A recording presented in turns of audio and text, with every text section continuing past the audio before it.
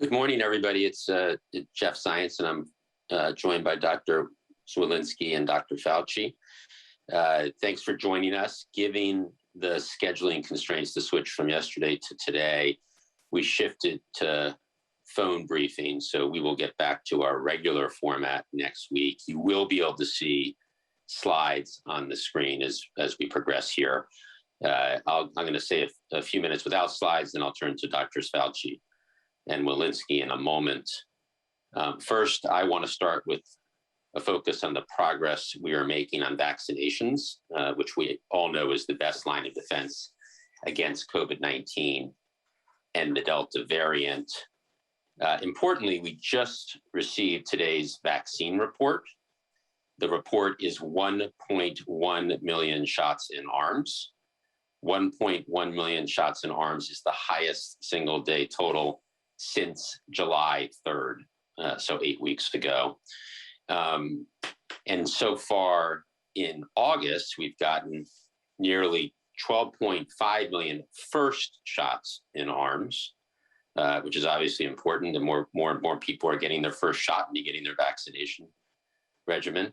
That's already 2 million more shots than in all of July. The 12.5 million first shots in arms is 2 million more first shots than in all of July, with several days still left to go to add to that total in August. Importantly, we have now hit a major milestone in our effort to vaccinate adolescents. 50% of 12 to 17-year-olds now have at least their first shot. 50% of adolescents, this is critical progress as millions of kids head back to school. And in fact, the vaccination rate among adolescents is growing faster than any other age group. And we will continue to do everything we can to get this group of adolescents vaccinated because, as Dr. Walensky and Dr. Fauci will discuss, these vaccines are safe and effective, and a key way we can keep kids safe and in school is by getting more kids 12 and over vaccinated.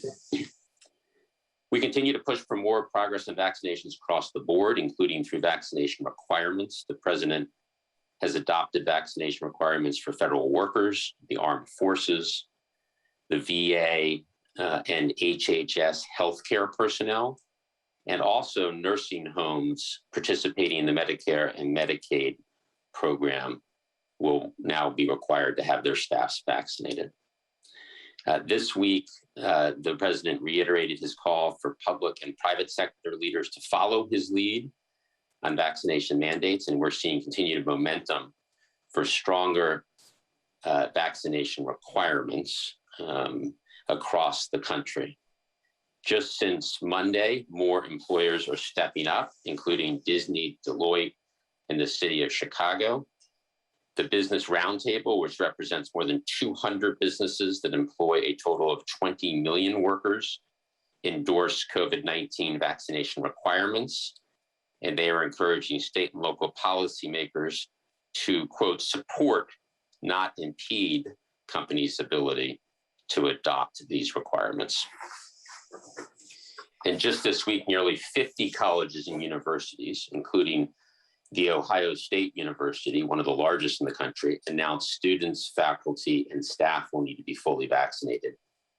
And at Louisiana State University, LSU, to attend a football game this fall, you'll need to be vaccinated or show proof of a negative test. Overall, 800 colleges and universities, more than 200 healthcare employers, large and small businesses across the country, and many state and local governments have all adopted vaccination requirements to protect students, healthcare personnel, patients, employees, and consumers. Together, these vaccination requirements add up to make a big difference, helping protect tens of millions of Americans at work, at school, in healthcare settings, and at sporting events. This is the power of Americans coming together, all of us doing our part to protect not just ourselves, but our families and friends, our neighbors and colleagues, our communities, and our country. We can't and we won't let up, and we need everyone to get the job done. So if you're an American who is not yet vaccinated, or if you're an employer who has yet to adopt vaccination requirements, we have a Very simple message. Get off the sidelines, step up and do your part. Individuals get vaccinated. Employers adopt vaccination requirements. You have the power to protect your communities and help end the pandemic. With that, let me turn it over to Dr. Walensky. Dr. Walensky. Thank you, Jeff. Good morning, everyone. We'll begin with an overview of the data. Yesterday, CDC reported nearly 165,000 new cases of COVID-19. Our 7-day average is at about 142,000 cases per day. This represents an increase of nearly 3% from the prior 7-day average. The 7-day average of hospital admissions is about 12,000 per day, an increase of about 6% from the previous 7-day period. And the 7-day average of daily deaths has also increased to 864 per day, an increase of nearly 11% from the previous 7-day period. Today, I want to talk about children. As a mother of 3, I know how important it is for us to protect our kids and give them every opportunity to succeed. And this is why it is so important for us to get our children safely back in the classroom for in-person learning. While symptomatic and severe cases in children remain less common than in other age groups, we have seen increases in pediatric cases and hospitalizations over the last few weeks, which is likely the result of overall increases in community transmission generally, and more specifically, the Delta variant's increased transmissibility. It's human nature to protect our children above all else, and the best way to protect them is to get everyone who is eligible vaccinated and surround children who are not yet vaccine eligible with people who are vaccinated to effectively shield them from COVID harm. We also have clear, scientifically backed guidance that offers a framework for schools to open and remain open for a safe and healthy learning environment in this unprecedented academic year ahead. Evidence has repeatedly demonstrated that multi-layer prevention strategies, such as vaccination for all children and adults who are eligible, masks for all students, teachers, staff, and visitors, ventilation, cohorting, physical distancing, and screening testing, work to prevent the spread of COVID in schools. Schools should implement as many of these prevention layers as possible simultaneously. And this serves to protect our children, even if there are inevitable breaches in any single protection layer. Adding to this body of evidence, 2 studies will be published in today's MMWR that demonstrate the importance of consistent and correct use of these mitigation strategies, especially vaccination and universal masking. In the first report looking at COVID cases in Los Angeles County, we saw the power of layered prevention.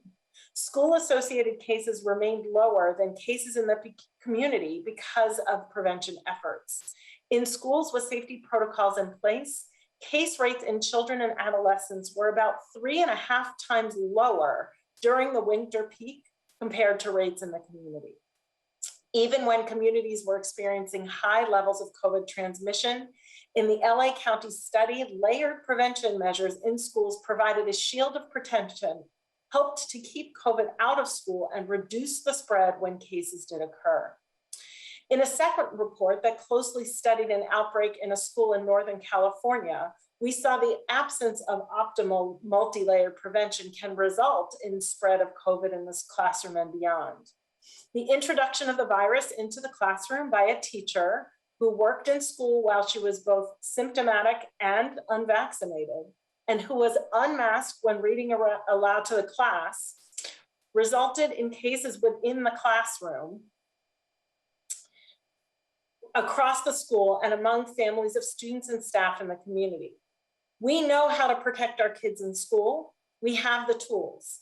This week, CDC released toolkits to help schools plan for and implement screening testing, and for parents to understand what they should be asking of, indeed expecting of their school systems to keep their children safe.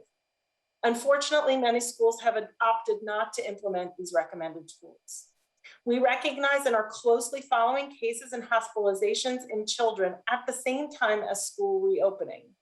In our outbreak investigations, large-scale quarantines or large number of cases are generally occurring in schools because schools are not following our guidance, particularly our recommendations for teacher as well as students age 12 and over to be vaccinated and for everyone right now to be masked. I want to strongly appeal to those districts who have not implemented prevention strategies and encourage them to do the right thing to protect the children under their care. We know these multi-layered mitigation strategies work, and thanks to the American Rescue Plan, schools have the resources to implement these strategies. Universal masks in schools work to prevent outbreaks and reduce the risk of children bringing the virus home to others who are vulnerable. This is not forever, this is for now. Good ventilation reduces the number of virus particles in the air and helps prevent transmission. This is not only true for COVID-19, but for all other respiratory viruses that will inevitably circulate throughout the school year.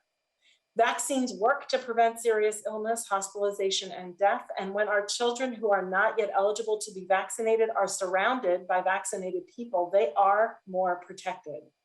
And school testing gives communities, schools, and families added reassurance that schools can open and remain open safely by swiftly identifying and isolating cases to effectively limit spread. We know what works. Now let us unify together to follow these steps to ensure fundamentally that our children and our future are safe. Thank you. I will now turn things over to Dr. Fauci. Thank you very much, Dr. Walensky. I would like to address my remarks today to COVID-19 vaccine efficacy and safety in adolescents. So let's first look at the efficacy of the mRNA vaccines in adolescents. As you could see, these two New England Journal of Medicine papers, on the left, the one from BioNTech, Pfizer, and the one on the right from Moderna. Note that both of these have essentially a 100% vaccine efficacy against clinically recognizable disease. So these vaccines are highly efficacious in this population of adolescents. Next slide. If you look at where we stand now with regard to the Pfizer-BioNTech for adolescents vis-a-vis authorizations and regulation, as you know, just to recall, the FDA issued an emergency use authorization for use in persons equal to or older than 16 years of age on December of 2020, on the 11th. An EUA was expanded to include adolescents aged 12 to 15 years old on May 10th of this year, which was based on results from a phase 3 clinical trial. And the vaccine was fully licensed by the FDA for persons aged equal to or older than 16 just in August 23rd of this year, just a few days ago. Vaccine continues to be available under an EUA for younger individuals, namely adolescents 12 to 15 years of age. Next slide. So what about Moderna? Moderna requested an EUA for their mRNA 1273 vaccine for adolescents 12 to 17 a couple of months ago in June 10th of 2021, and that FDA decision is pending. What about safety? Next slide. Safety in these vaccines in adolescents, the expected mild, local, and systemic reactions, which are common among adolescents, similar very much to adults. There are serious adverse events, but they indeed are rare. Next slide. These three MMWRs, which were reported from July 9th through August the 13th, address the issue of safety, particularly in the context of myocarditis. And in every instance and every analysis, the risk-benefit ratio, given the risk of myocarditis and other aspects of disease with COVID-19 versus the risk of vaccination, in all determinations, the benefit has always very much outweighed the risk. Last slide. And so what are the reasons for adolescents to be vaccinated against COVID-19? First, we know the vaccines are safe, effective, convenient, and free. The next is to obviously protect yourself from COVID-19, but also to help protect family members, friends, classmates, teachers, and other important people in the lives of the adolescent. Some of them actually may be especially vulnerable to COVID-19 complications, and you might not know that they are vulnerable. So therefore, there's so many, many reasons for adolescents to be vaccinated. I'll turn back to you now, Jeff. Thanks, Dr. Fauci and Walensky. Let's go ahead and open it up for a few questions. Kevin? Thanks, Jeff. First question, let's go to Brenda Goodman at WebMD. Thank you. Can you hear me? Yes. You're a little quiet, Brenda. Okay. Dr. Walensky, I was glad to see that you wanted to talk about children, and I haven't seen the MMWR studies that you mentioned, but it sounded like those were conducted over the winter. Is that correct? Actually, no, one of them reaches out through June. And in fact, it's the LA County, the Northern California one that speaks to the outbreak in the school. And my understanding is that was with the Delta variant. Well, COVID cases in kids have increased fourfold in the past month. The Children's Hospital Association sent a letter to President Biden yesterday saying that they are worried about running out of beds. And you have repeatedly said schools can reopen safely if they follow the layered prevention strategies outlined by the CDC. But yesterday in his podcast, Dr. Michael Osterholm said these guidelines have done a disservice to schools and parents. He said they are largely based on studies done with previous and less transmissible versions of the virus and no longer apply under Delta. He said, who in their right mind believes that an aerosol is only going to be transmitted 3 feet and that plexiglass will make a difference? That's just wrong to continue to promote that. And the CDC guidelines do that unless educators have become convinced that they can reopen their schools safely. We have misled them.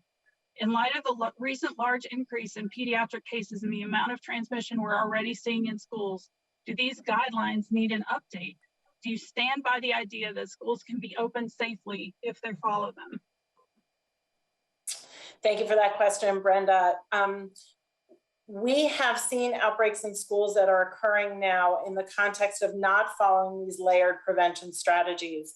These layered prevention strategies include not only vaccinating everyone who's eligible for vaccination, not only masking, cohorting, ventilation strategies, screening strategies, hand hygiene, the whole layered mitigation.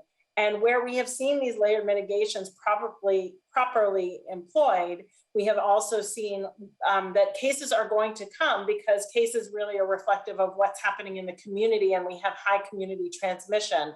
But we have also seen that the cases are not propagated in the schools, and in fact, that schools tend to be safer places for our children than the communities in terms of COVID spread. Next question. Liz Sabo at Kaiser Health News.